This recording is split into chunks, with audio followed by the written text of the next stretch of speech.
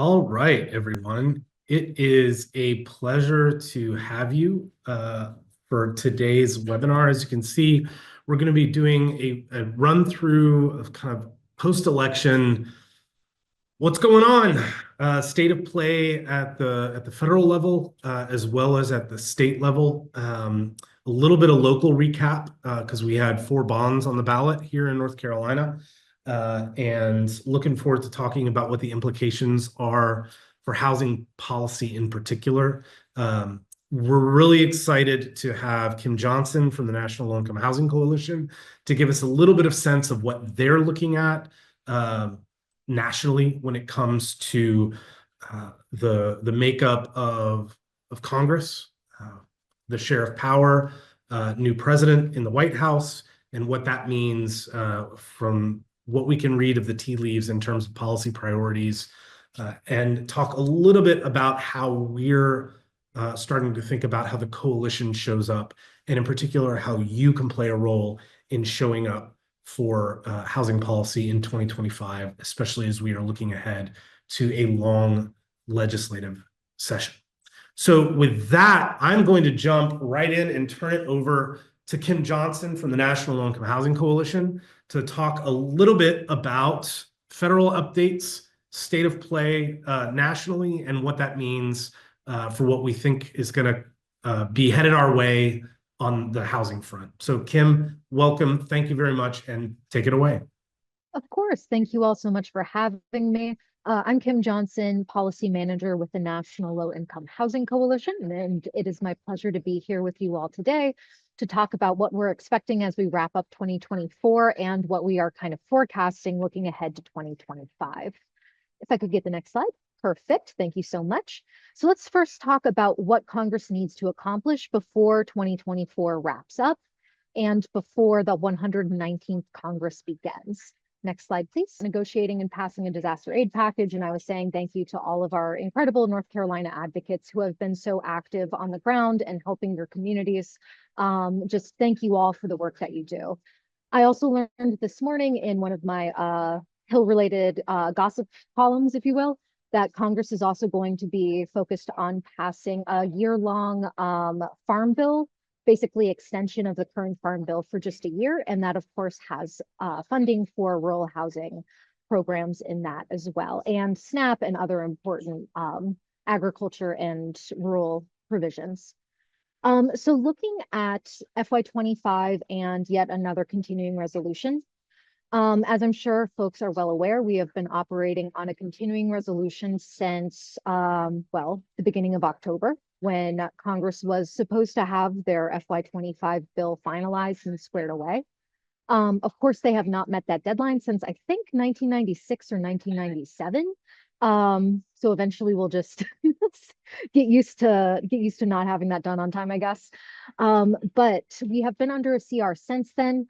And we are going to be under a CR until at least February or potentially mid-March. That continuing resolution is going to likely include some anomalies for programs that will need additional funding in the interim to make sure that programs don't run out of funding and continue to serve the people that they help. Congress will also need to finalize that FY25 bill before April 30th of next year. That is because we are still operating under the confines of the Fiscal Responsibility Act. And for folks who have blocked that from their memory, the Fiscal Responsibility Act was enacted back in 2023 as a result of all of the mess and negotiations around raising the debt ceiling, which is going to be another fight that we look forward to in 2025, but more on that later. One of the important things about this FY25 package being moved to next year is that it is going to give primarily Republicans in the House 2 bites at the apple for cutting HUD funding through appropriations. So FY25, which needs to get done, and FY26, which they'll need to take up pretty much as soon as FY25 is finished. Next slide, please. Thank you. And so I mentioned too that we are looking at Congress to pass a disaster relief bill that's expected to ride along with that continuing resolution, basically tacked on as essentially an amendment to it.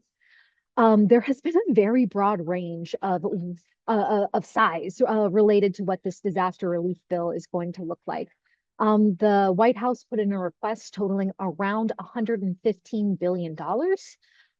But more recently, Senator Kennedy down in Louisiana said that he was expecting the package to look around 30 to 40 billion dollars at kind of like a first go at recovery funding.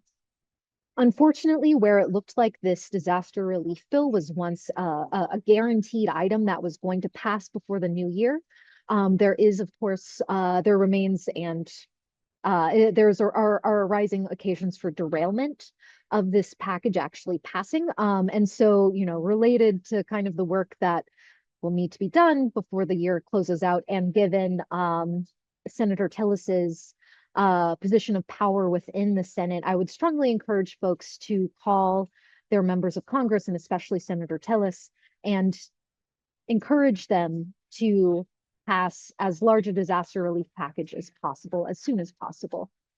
Next slide, please. And so we're going to jump into looking ahead to 2025, and especially looking at the first quarter of what we might expect from the 119th Congress and a new administration. Next slide, please. So to start out, let's cover some election results and talk about how that is going to shift what we are going to be looking at in 2025. So of course, former President Trump won both the Electoral College and popular vote in the elections in November.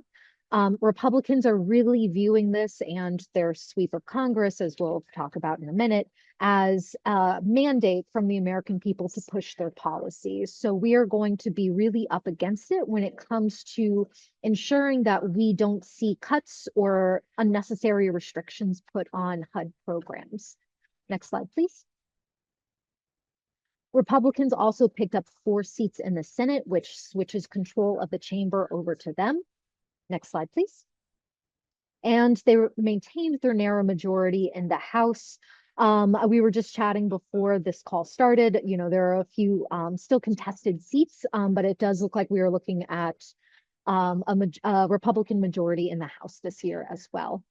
Next slide, please. And so that gives us a Republican trifecta. So we have a Trump-Vance administration in the White House, a Republican-controlled Senate, and a Republican House. And that means that we are going to be somewhat limited in the advances that we can make along federal funding for affordable housing and homelessness assistance programs. Next slide, please. We're also looking at some new leadership in Congress, which is going to, of course, bring a new dynamic and keep things very interesting. In the Senate, we have a new Senate Majority Leader. Senator John Thune from South Dakota is replacing former Majority Leader Mitch McConnell of Kentucky. We are also going to have a new Senate Banking Committee Chair, Senator Tim Scott of South Carolina, and Senator Sherrod Brown, a Democrat from Ohio, who is currently the chair of the Senate Banking Committee and has been a very, very reliable champion for affordable housing programs, lost his reelection campaign in November. And so he is out of Congress, and we are going to be working with a new Senate Banking Committee ranking member. Most evidence right now points to Elizabeth Warren as taking the top slot for Democrats on that committee. But the final committee assignments will be released, I think, in January. And over in the House, they are still deciding on who will be the new lead for the House Financial Services Committee. That's a very powerful committee over in the House that makes a lot of decisions related to FHFA, GSE reform, HUD programs, of course, and a lot of other, obviously, financial services related matters.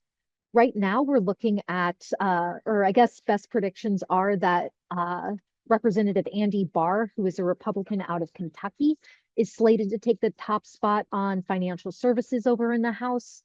Barr has historically really rejected the Housing First principles, so pushing for funding to go instead of to evidence-based Housing First programs for people experiencing homelessness, to treatment first programs or religiously based institutions. Next slide, please. And we are, of course, going to be looking at a new administration slash an old administration with the return of former President Trump. Of course, they have promised to deport undocumented immigrants, quote unquote, on day one. They will also have their eye on reversing Biden administration policies related to diversity, equity, and inclusion, pushing forward LGBTQ civil rights, fair housing, and anything related to climate change or the environment as well. One of the other big changes that we're going to be paying attention to and that could have an impact on the administration of HUD programs in particular is the threat to reclassify federal career staff to be at will, which would make it easier to fire people who are career staff within HUD. And the Trump-Vance administration has also signaled that they will be moving away from that housing first ideology that says housing and services when needed are key to solving the issues of homelessness. But we'll talk a little bit about more about that in just a minute. Next slide, please. The 119th Congress, they are going to be focused first and foremost on a tax bill in 2025. This presents us one of the kind of limited opportunities coming up in the next couple years for expanding affordable housing investments. We're looking at making some reforms to the low-income housing tax credit program that would make it easier to build extremely low-income units and to expand the program as well, but we'll talk more about that in a minute. The 119th Congress is, of course, also going to have to finalize that FY25 spending bill. We're expecting them to roll back some environmental investments that had been included in the Inflation Reduction Act that passed last year. And we're expecting kerfuffle, an argument, a lot of drama around lifting the debt ceiling or negotiating for spending cuts. And in particular, we're concerned that that negotiation around spending cuts could lead to the enactment of another Budget Control Act like bill, which the Budget Control Act was enacted back in 2011 and put caps on federal spending for non-defense programs for about a decade. And HUD programs have still not recovered from that those funding caps. Next slide, please. In 2017, so looking at the tax bill, I also got new intel on the tax bill today that I'll be sharing out, but it's not included on the slides. So back in 2017, as a refresher, President Trump signed into law the Tax Cuts and Jobs Act, or TCJA. And that tax bill cut taxes for the wealthy and corporations. It doubled the standard deduction and limited the middle income or the MID.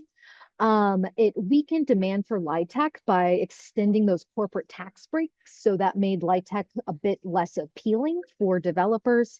And it also established opportunity zones, which is almost guaranteed to be a big focus of the incoming administration.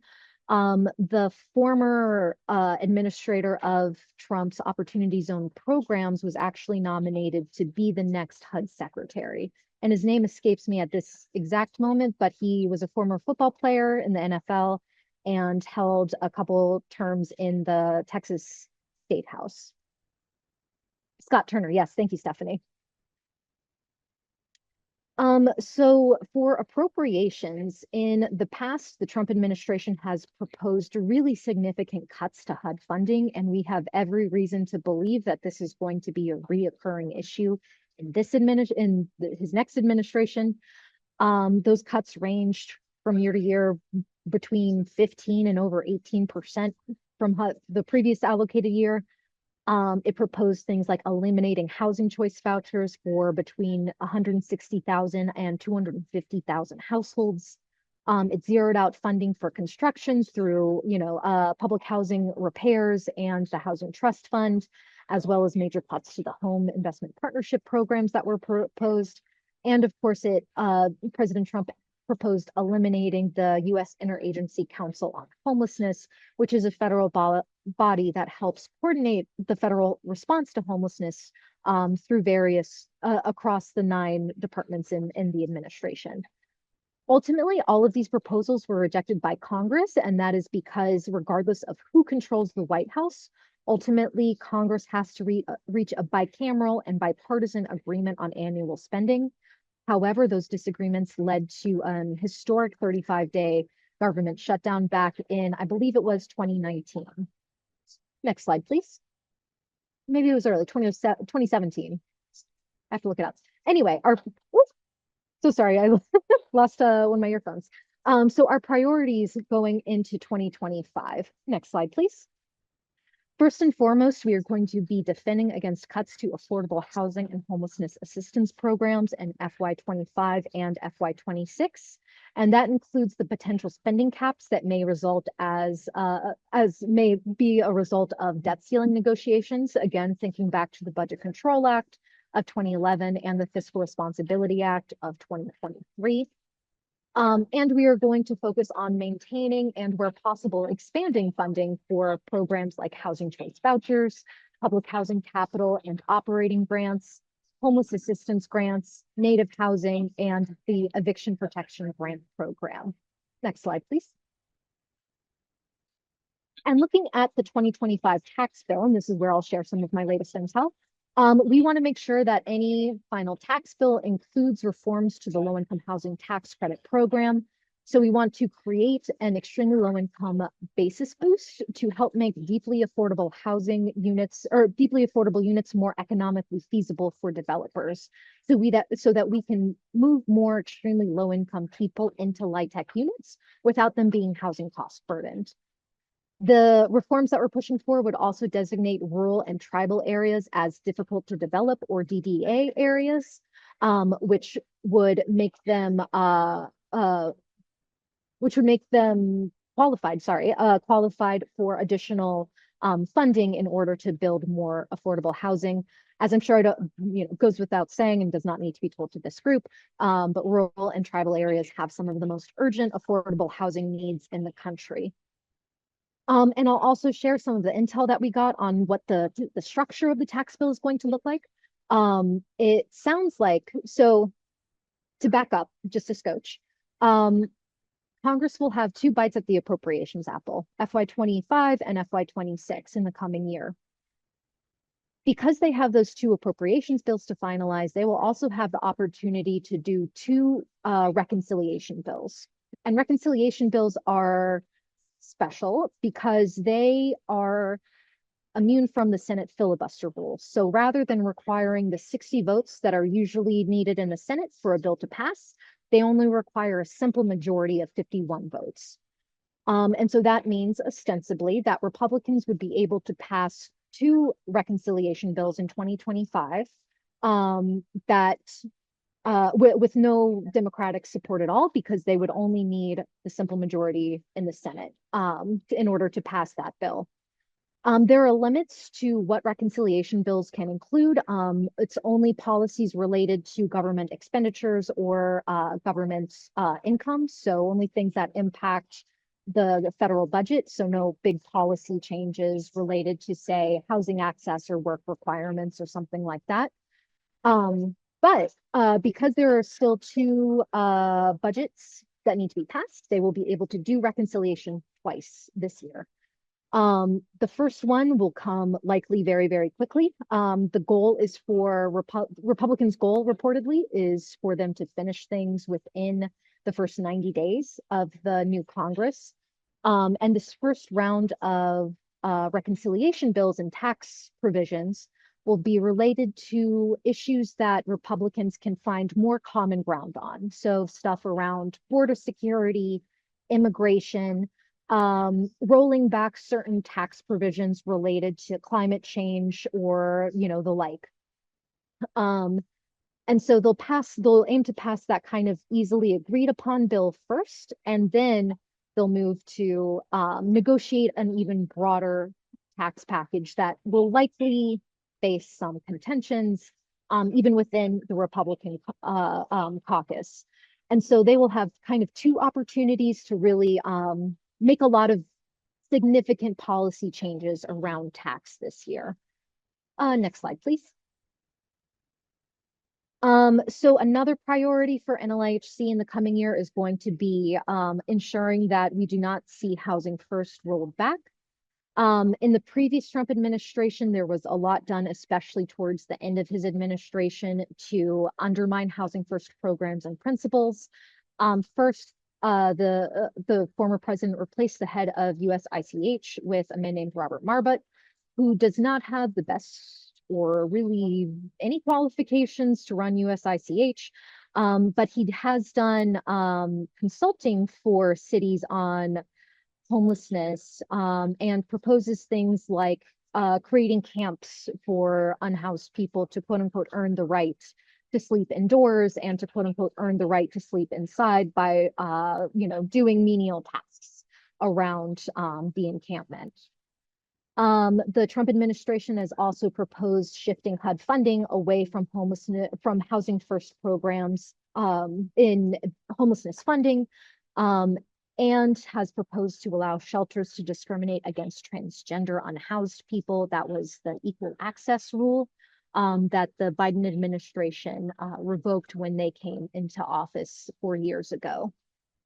Next slide, please. And we are going to be working to defend access to housing and shelter. So that includes, of course, the equal access rule for transgender people.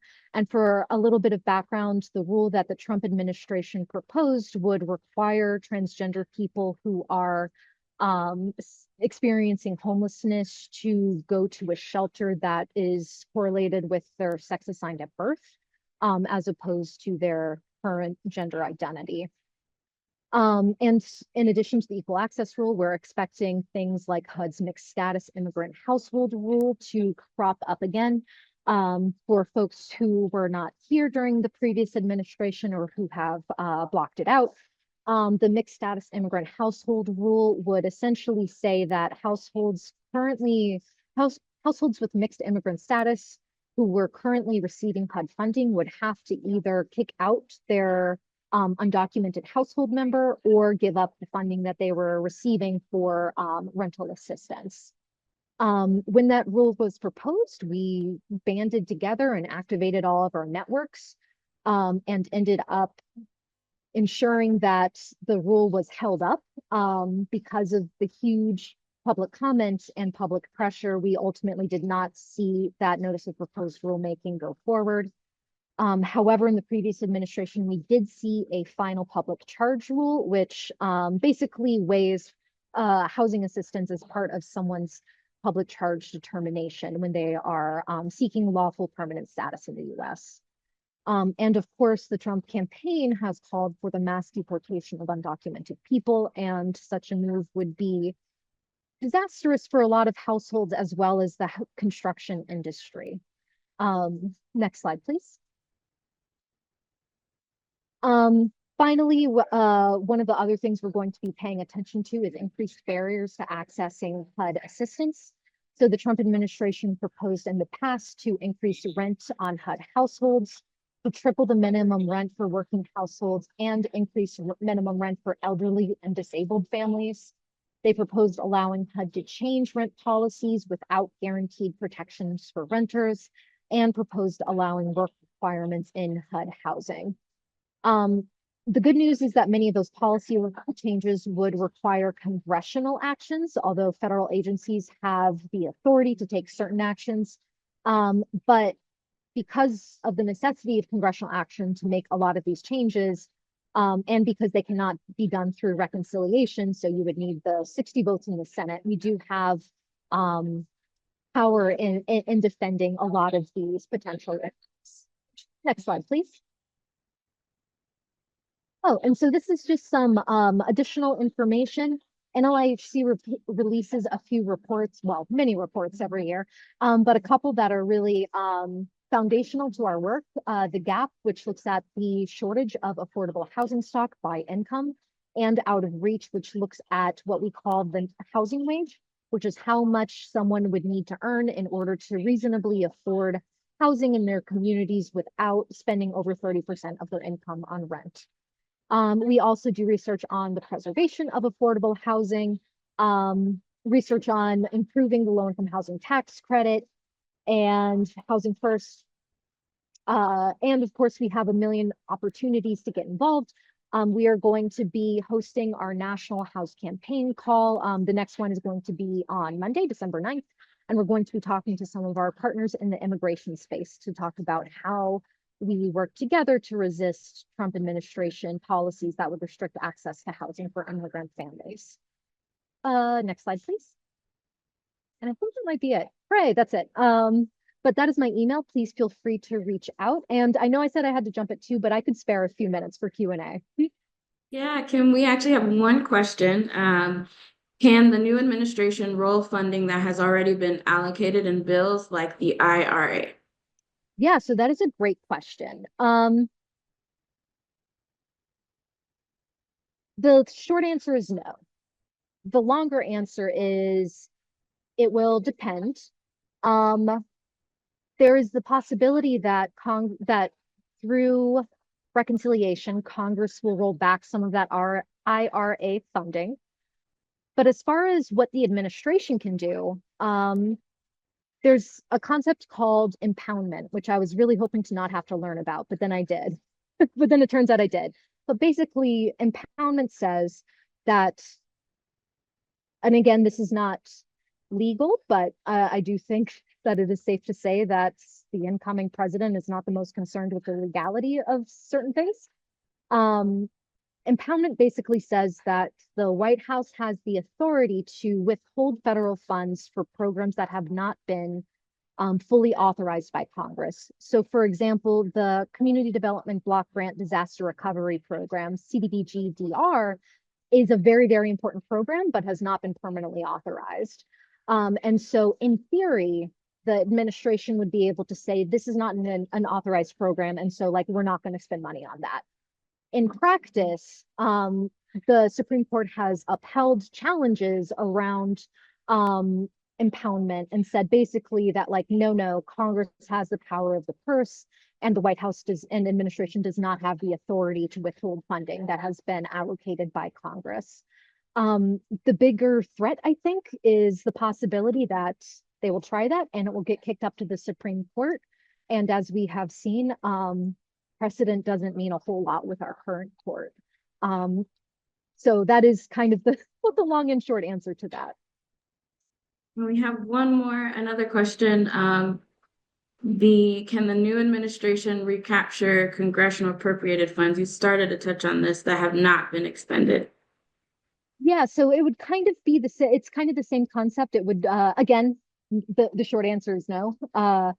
But I think that it is safe to say we're going to see this administration really push the boundaries of what is allowable to them under law. And so while, again, the short answer is no, I think it's safe to say that we should keep our eyes out for how that actually plays out in reality.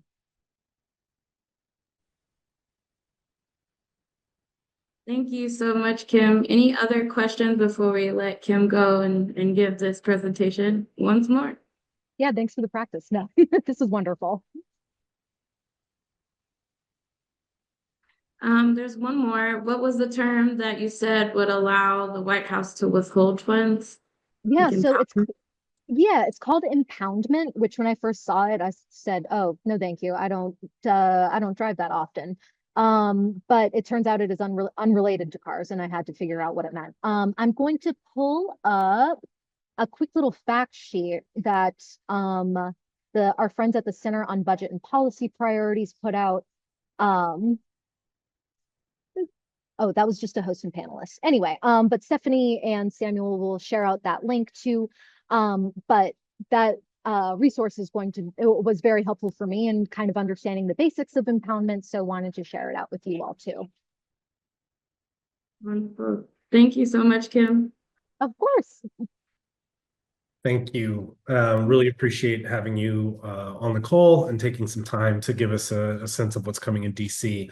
There's a couple of things that I wanted to add for context for folks, mentioning the possibility around taxes, a tax package, low-income housing tax credit, and so on. Many of you have seen throughout the year, back as early as July, we were talking about this sort of tax policy Super Bowl year coming up, and that the House Ways and Means Committee, the Republicans had created tax teams to start crafting proposals for what would be major tax action this year, because we knew those tax cuts would be expiring. Thank you to all of you who submitted letters to that body, especially the community development team that was created to expand and strengthen the housing credit. That remains an area, as Kim mentioned, of possibility of forward momentum in the coming year. The big thing that we're going to be pushing right now is disaster recovery, and obviously Senator Tillis is at the head of this at the moment, and needs calls as well. We have the scale of the recovery out west is incredible. And not only will a delayed disaster recovery package delay long-term recovery, but the Small Business Administration is out of money, and that is where nationally, and that's where the funding that supports small businesses and a number of other folks beyond small businesses, that's where that money flows, and they're tapped. So making sure that that bill happens and is not derailed is absolutely critical. And we'll talk a little bit more about disaster recovery when we turn to the state politics. But I will say, from the Housing Coalition, the North Carolina Housing Coalition perspective, as we're thinking about the ways that we're going to show up nationally in 2025 and 2026, as we look to the new Congress and a new Trump administration, there's going to be a number of things that we prioritize that will be under threat. On the appropriation side, on the fair housing side. One of the things that wasn't mentioned in this presentation was also the Consumer Financial Protection Bureau, which is one of those agencies that is greatly at risk. And so there's going to be a lot. And as we think about the ways that we can best engage in advocacy coming into 2025, please stay in touch with us because there's going to be a lot happening on a number of fronts at the federal level, and we want to make sure to plug you in where you can be most useful. The last thing that I want to say before I turn it to state updates, to turn it over to Stephanie to give some more state updates, is the ways in which the broader conversation about the affordability of housing and the housing market, the way that it is talked about. Someone mentioned in the Q&A, as Kim was talking about, immigration policy's impact on the home building industry in particular. And someone wanted to add in the agricultural industry as well. And I would just say that it's a lot bigger than that. And it's concerning that one of the ways that the incoming administration is talking about housing affordability is, once certain people are gone, now housing is going to be more affordable. The incoming HUD secretary has talked about that, as well as the incoming administration. So those are policy items that impact housing in ways in which housing interventions, affordable housing policy, the resource flow is impacted by the ways in which the incoming administration is framing what is at issue in the lack of affordable housing, the lack of affordability further up the income stream, and so on. So in addition to the ways that we'll be getting you engaged in specific policy appropriations, talking to elected officials about, HR random number, Senate bill this, right? There's going to be some of that. But we're also going to be talking a lot about the ways that we're talking about housing and the folks who live, who are in desperate need of more affordable housing, because that broader frame is going to be a big part of our work over the next 2 years. So that's the only thing that I wanted to add as we think about the ways in which we as practitioners and advocates and voters ourselves engage in housing advocacy coming into 2025 at a federal level. So with that, I'm going to turn it over to Stephanie to talk a little bit about the election results in North Carolina, and also what we're looking ahead for in the General Assembly, and a little bit at the local level as well. So Stephanie, take it away. All right, good afternoon, everyone. So I'm going to go ahead and kick it off and talk about some of the election results that we just wanted to highlight. So we have a newly elected governor in Josh Stein. And we also want to pull out some of the changes in the General Assembly. One seat did flip in the North Carolina House, so it did break the Republican supermajority. This means two things, right? So vetoes might made by the governor might be upheld. That's a big might. Should have underlined and bolded that. But this also means that only one Democrat needs to be flipped in order to give the Republicans the majority again in the House. Compared to this past legislative session, even that nugget of possibility where vetoes might be upheld is a glimmer of hope. Because that means there could be maybe more room for discussion, for conversation, for resource sharing. And so that is something that is meaningful for our advocacy efforts. Also, this year in our election, there were 4 bonds across North Carolina, 4 housing bonds that were on ballots in Asheville, Cary, Chapel Hill, and Charlotte. But for the first time in our state, one of the housing bonds did not succeed. So the town of Cary was the only North Carolina community in this year's election that did not approve a housing bond. For context, this bond was a part of a larger $560 million bond proposal that also primarily focused on funding for the town's parks. And the ballot was defeated by a very narrow margin. So 51.5% voted against and 48.5% voted in favor. One thing that stands out about this to me is you're seeing a lot of local governments, and this is not a new thing, that are putting housing bonds on the ballot. And this is a result of the consistent shifts and decreases in federal funding, the lack of adequate resources at the state level for funding and investment in affordable housing. And so local governments end up having to really kind of bear a lot more responsibility when it comes to investing in affordable housing and housing in their communities. And so it will be interesting to see as more bonds come on the ballot, will they continue to be successful? Is this an anomaly? Are folks tired of having to bear the brunt for this issue? It may not represent that they are against housing, but the responsibility does impact people's tax burden overall. So it's just something that really stood out to me, and will be interesting to see how this trends in the future.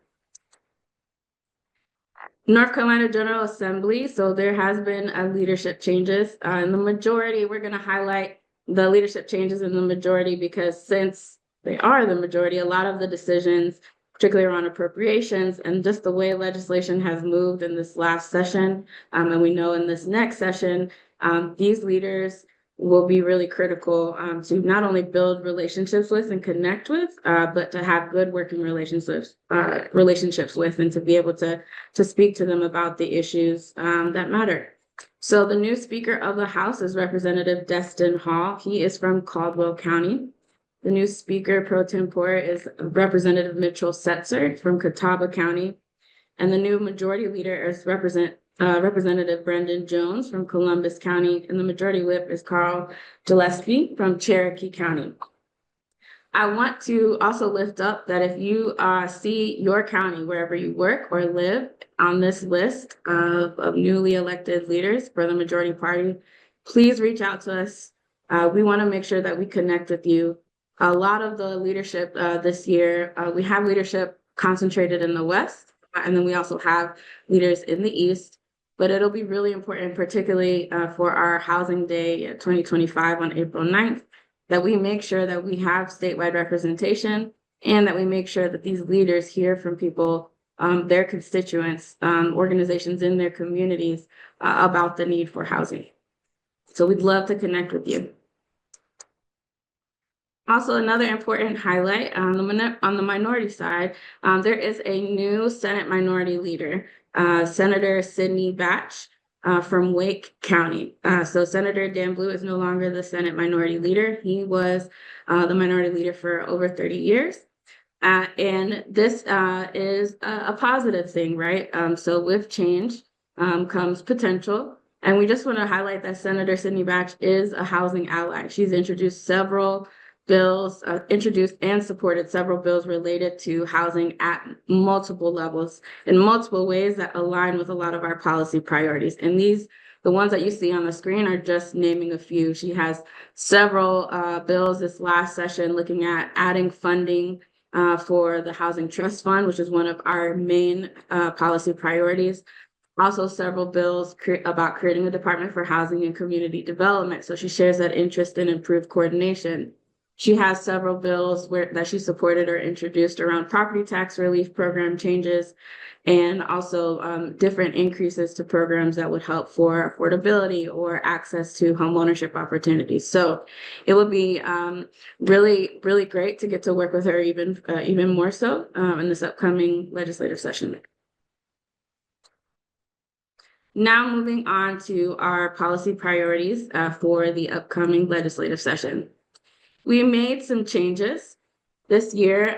It was really actually very insightful over the last few months. And I actually forgot to mention that Senator Sidney Batch, if any of you on the call attended our pre-conference dinner, she was our main speaker for that event. So you got to hear her speak in person.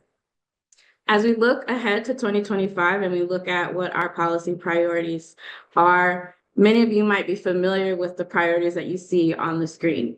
And it would be quite inaccurate of us to strip these away. And so we've decided to reframe these four main priorities and have them serve as our platform.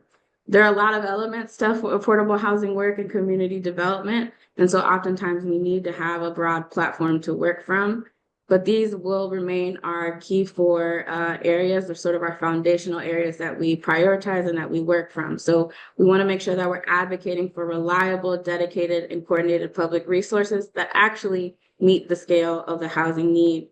We want policies and resources that allow families to stay in their homes and for communities to thrive. We want to promote equitable access to housing and opportunity, and we want to make sure that we lift up and we reckon with our long history of racist housing policies.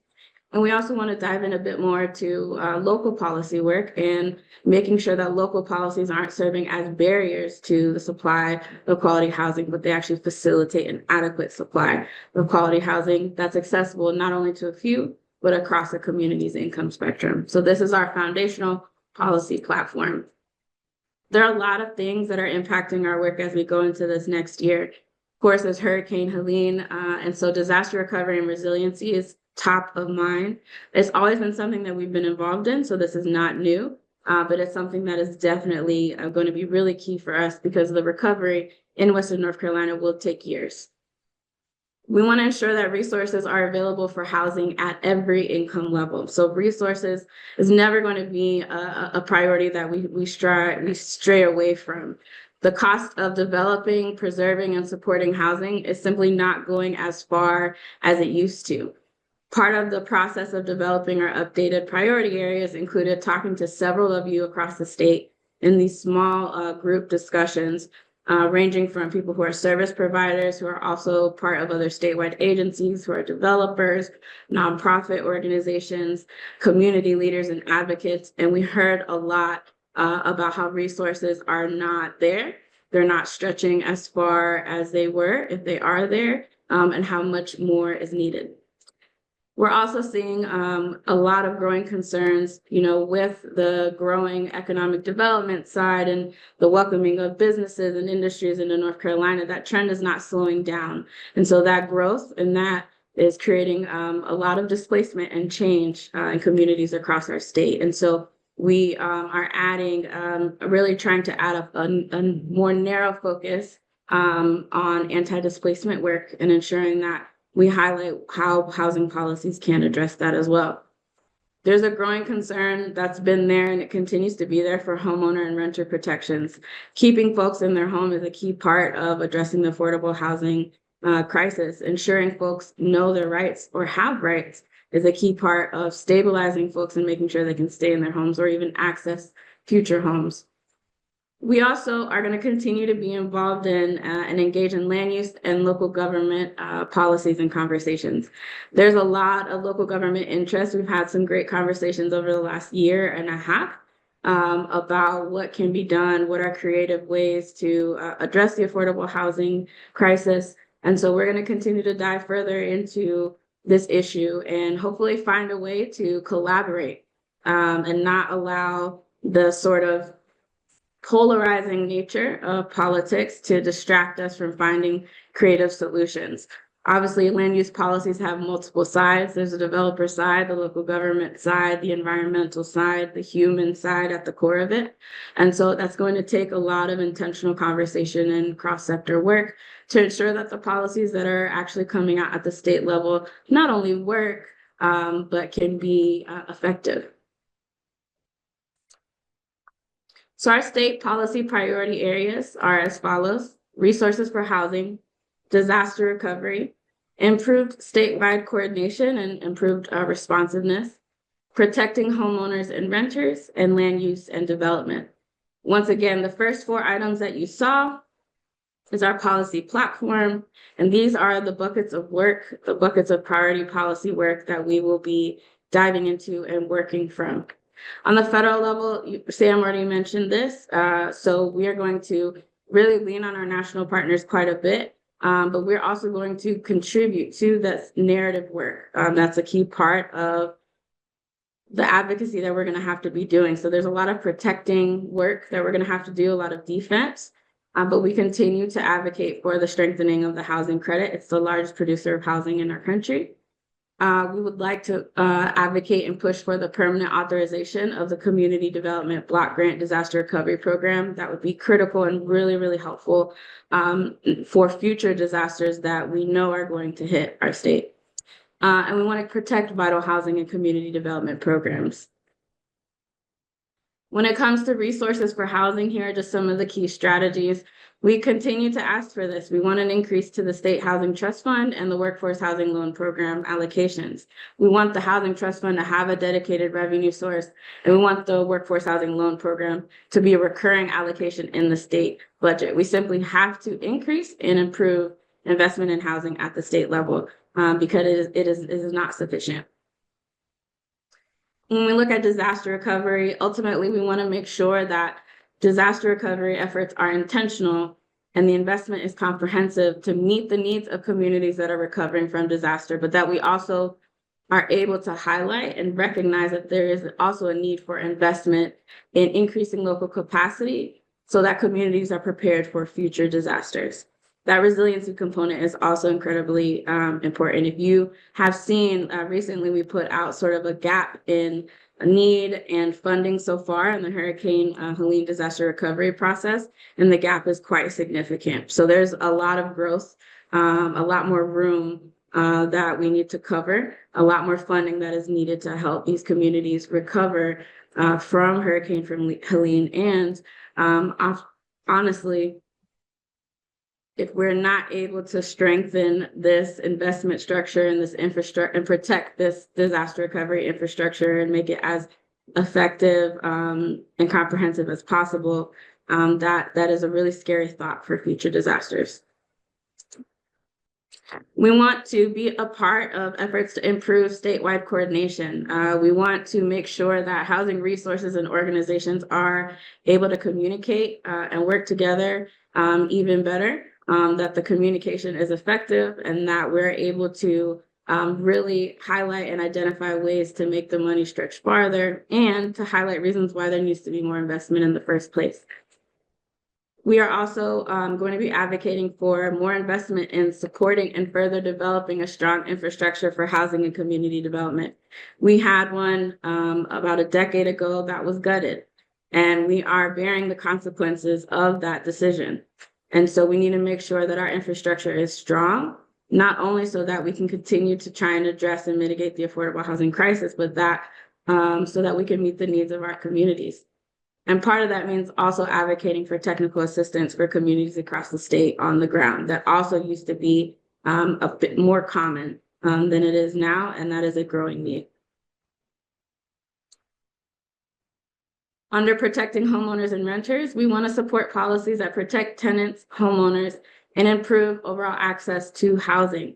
This also means supporting the investment in and the creation of tools that are preventing evictions and homelessness, and that support anti-displacement policies.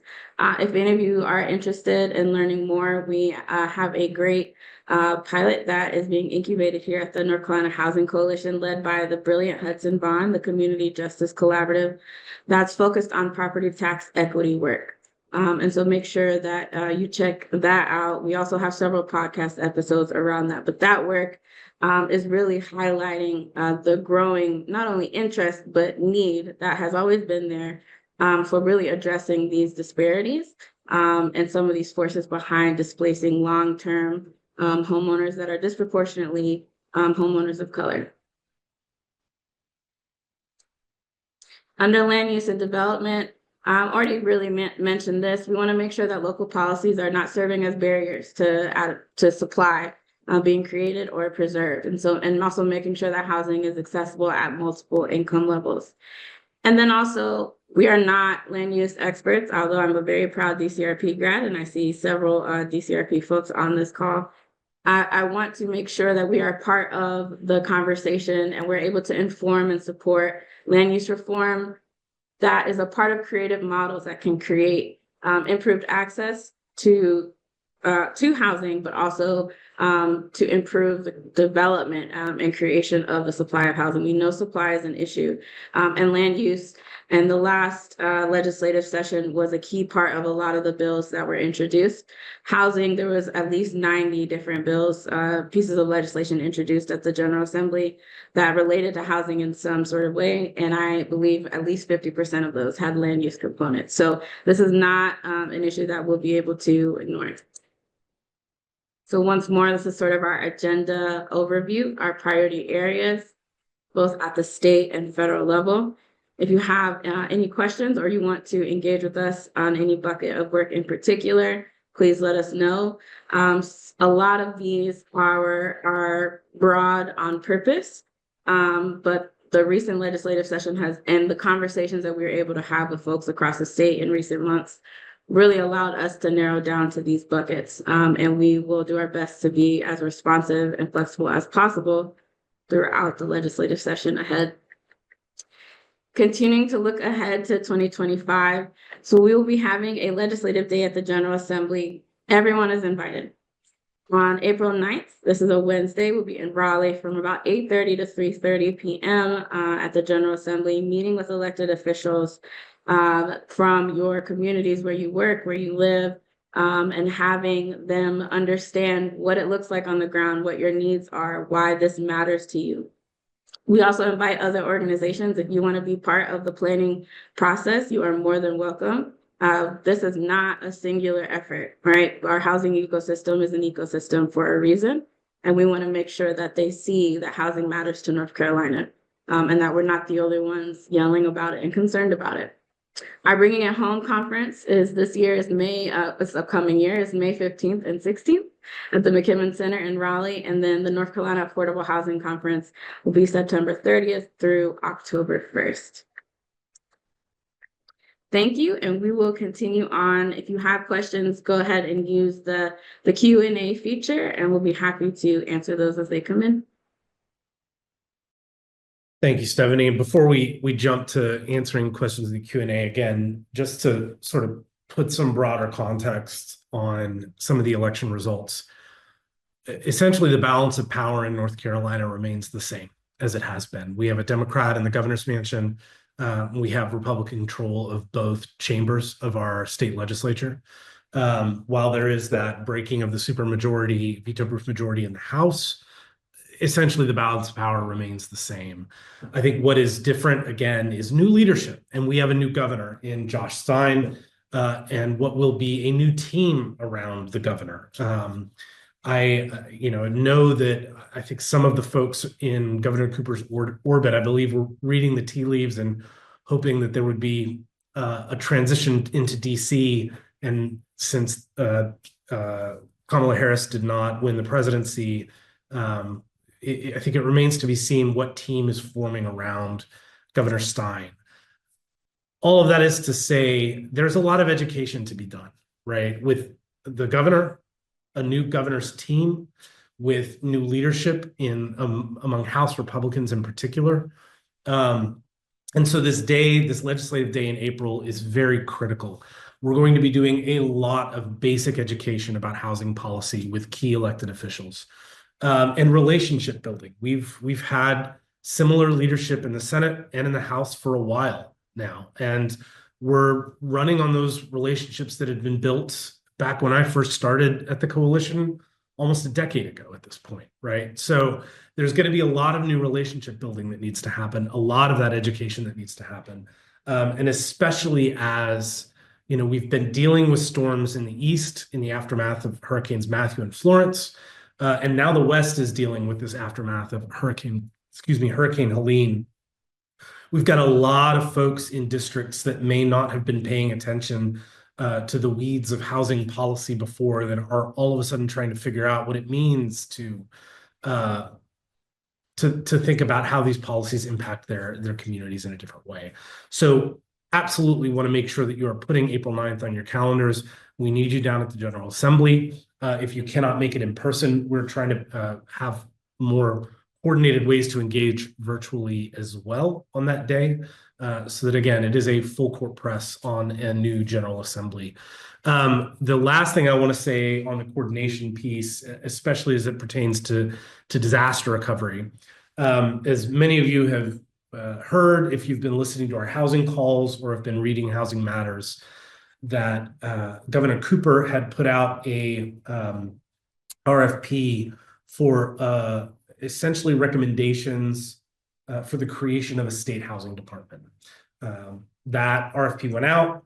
The consulting firm that was chosen has been doing their work. I've interviewed with them. I think I see a number of folks in this call who I believe were on their call sheet as well, to talk about what a coordinated housing effort in this state might look like. As many of you know, in addition to the North Carolina Housing Finance Agency, there are a number of federal housing resources that flow through several different state agencies. And so that is a live question for the governor's mansion from the executive standpoint. How do we better organize the work that is our mandate from the General Assembly, right?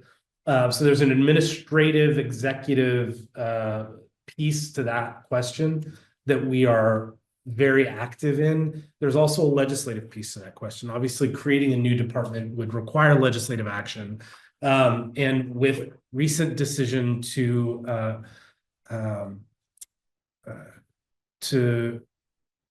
initiate leadership change at the head of the North Carolina Office of Recovery and Resiliency, I think puts a live question on what the long-term recovery infrastructure in the state looks like. And that is bound up with this coordination of housing resources. So as we turn from closing out Matthew and Florence recovery and look to what is a storm that is 3 to 5 times the scale of what was already a generational storm that we were facing previously, and now we see senior leadership change, there's going to be a lot in the next couple of months as the state makes some decisions about the future of that office and how we turn to Helene recovery, and what coordination looks like and what leadership within the governor's office looks like on the housing front. So there's legislative questions that we have before us, continued battles around appropriations. I think you're also going to see a lot of activity around evictions in particular, a way to expunge records and so on. There's a lot of conversation that's happening around that front. But again, there's also, in addition to the legislative work, there's the administrative and executive level work, as well as Governor Stein puts a team around him that will sort of lead those coordinating efforts coming into the future. So you'll be hearing a lot more about that from us and ways that we can make sure that folks that become trusted voices in those orbit are connected to those of you who are trusted voices for them as well, to make sure those conversations are flowing, the education is happening, and the messages are getting to the folks who are the decision makers, so that we can collectively as a state make the right decisions as we look ahead to Helene recovery, and as we look ahead to continuing to try and build a more affordable and inclusive North Carolina. With that, I'm gonna answer the one question that was in here about advocacy priorities related to folks with disabilities and increased access to not only affordable housing but accessible housing. And the answer is yes. It's not articulated in the words you saw on the page, but our partnership with folks like disability rights in particular is strong, and especially around disaster recovery. They're a very key partner for us in thinking about what building back looks like in terms of accessibility as well. Stephanie, anything you want to add on that front? No, when I saw that question again, and I think to one of your last points is we have to work together. And so there will be a lot of reliance on the great work that people are doing across the state. And so we know that a lot of our priorities align with other folks and are more than willing to support your efforts and figure out how we can bolster even specific work. So. And then finally, the last thing that I will just say, in addition to thank you for the work that you do on the ground. Thank you for lending your voice. Is a reminder not only to, if you haven't already signed up for Housing Matters, to do that, and also would ask as we come to the end of the year to financially support the coalition as well. Being able to be a regular presence in the General Assembly, again, increasingly on the executive side, in the governor's office, to help coordinate national advocacy efforts as well from our state with our federal delegation. It takes time, it takes money. And so I would ask that as you think about raising your voice, please help support financially as well, so that we can continue to be that presence and connect you in ways that are impactful for policy here in North Carolina. So 2025 is going to be a big year. It's a long legislative session. We're facing a lot of headwinds, and I know some of us are exhausted. And I just want to say that the only way we face this is together, y'all. I'm very grateful for you. And while I am steeling myself for some of the fights that we have ahead of us, for some of the resources that are so critical for our communities, I am glad that we are in this fight together. Thank you, and we'll see you next time.